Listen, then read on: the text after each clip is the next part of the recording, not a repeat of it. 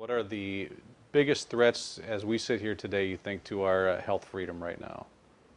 The greatest threat to our freedom is really a microcosm, health freedom is really a microcosm of the bigger picture of the threat to our freedom in general. We began this nation with the notion, expressed well in our Declaration of Independence, that just governments derive their basis for legitimacy on the consent of the governed, and that just governments are dedicated to the protection of our rights, our civil and economic rights. Indeed, that's the very purpose of government in the minds of the Founding Fathers, is to protect civil and individual rights. And we started off with a limited federal republic and with doctrines and provisions in the Constitution that were well accepted to limit federal power.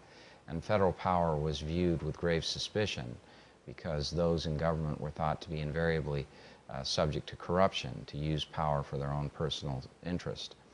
And these magnificent provisions in the Constitution that limit power and prevent such things as delegation of governing power to the FDA, enabling the FDA to have legislative, executive, and judicial power, and to wield that power independent of Congress through an unelected FDA commissioner over the entire American public, dominating over a quarter of all goods and services in this country, which are health-related products.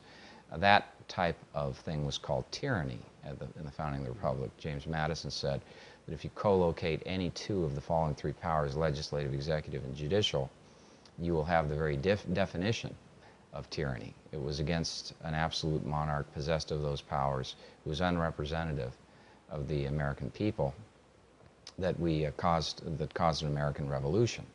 And so we have transformed the United States from a limited federal republic into an unlimited bureaucratic oligarchy in which the very foundation of the country no longer exists. These entities do not operate based on the consent of the governed. They are not our legislators. They're not our representatives.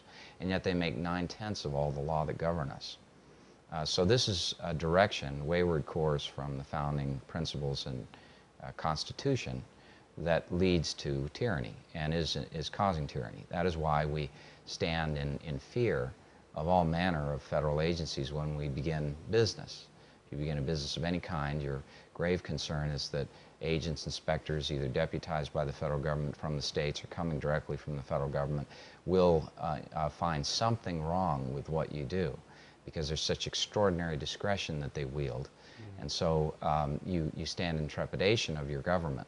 That was not to be. The government was to be our servant. We weren't to fear government for doing those things which are necessary to sustain ourselves. Jefferson said, "A wise and frugal government shall restrain men from injuring one another, but shall leave them otherwise free to regulate their pursuits of industry and improvement." He described that as the sum of good government.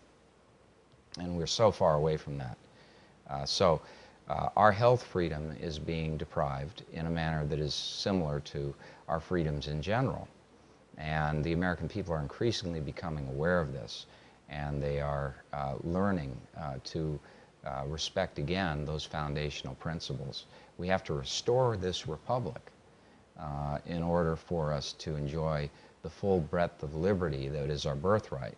Otherwise, we will continue to watch as the government incrementally takes away all of our freedoms and presumes to dictate for us what is in our own best interest, rather than allowing us to make those decisions on our own.